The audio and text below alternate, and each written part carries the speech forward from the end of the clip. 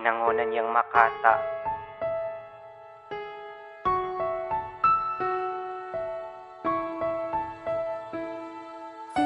Imulat mong mata mo sa katotohanan.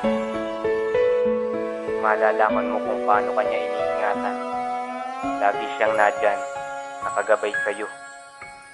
Alam mo na ba na mayroong nagmamahal sa'yo? Siya yung laging nakaalalay at gumagabay sa'yo. Di ka niya pinabayaan kahit ikay makasalanan. Ayaw niyang humantong tayo sa kapahamakan. Hangad niya ay mamuhay tayo sa mundo ng matuwid. Siya lamang ang tanging daan. Dapat natin tong mabatid na mayroong naghihintay na nais tayong makasama sa buhay na walang hanggan at walang katapusang saya. Siya ang tanging dahilan kung bakit ka nakatayo. Tanggapin mo siya't matutuwid na landas mong liko. Lagi siyang kumakatok sa pintuan ng puso mo. Inaantay ka niya na sana siya'y pagbuksan mo. Kapatid, siya ay huwag mong baliwalain, pagkat siya ang dahilan kung bakit nadyan ka pa rin. Siya ay napakusapos dahil sa kasalanan mo. Ginawa niya to para maligtas ka at ako. Buksan mo lang ang iyong puso at ang iyong pandama. Mararanasan mo sa buhay mo siya ay mahalaga. Hindi mo lamang nalalamang may nagmamahal sa'yo. Siya ang Panginoong Jesus na may lalang sa'yo. Buksan mo lang ang iyong puso at ang iyong pandama. Mararanasan mo sa buhay mo siya ay mahalaga. Hindi mo lamang nalalamang may nagmamahal sa'yo. Siya ang Panginoong Jesus na may lalang sa'yo. Inaalala ka pa niya kahit ikaw ay masama.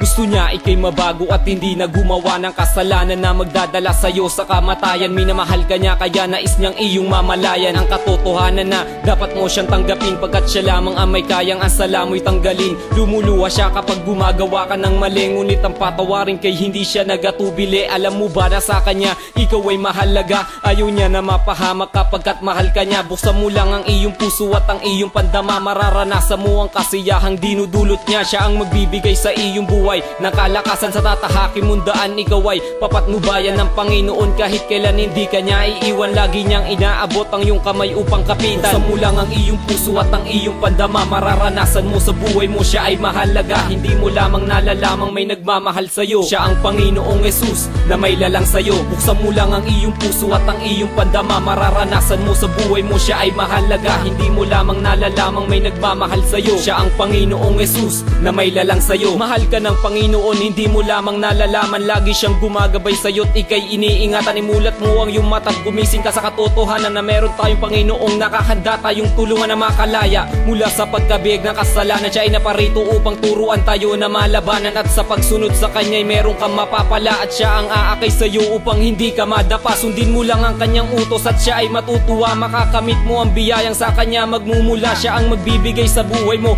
ng kabuluhan. Siya lamang ang tanging kapayapaan ng kaguluhan. Huwag mong sayangin ang iyong oras sa walang katuturan. Halika na ikay sumama at siya ay paglingkuran. Hangarin ng Panginoong Jesus tayo ay mapabuti. Lumapit tayo sa kanya at tayo ay magpuri. Buksan mo lang ang iyong puso at ang iyong pandama. Mararanasan mo sa buhay mo siya ay mahalaga. Hindi mo lamang nalalamang may nagmamahal sa'yo. Siya ang Panginoong Jesus na may lalang sa'yo. Buksan mo lang ang iyong puso at ang iyong pandama. Mararanasan mo sa buhay mo siya ay mahalaga. Hindi mo lamang nalalamang may nagmamahal sa'yo. Siya ang Panginoong Jesus na may lalang sa'yo.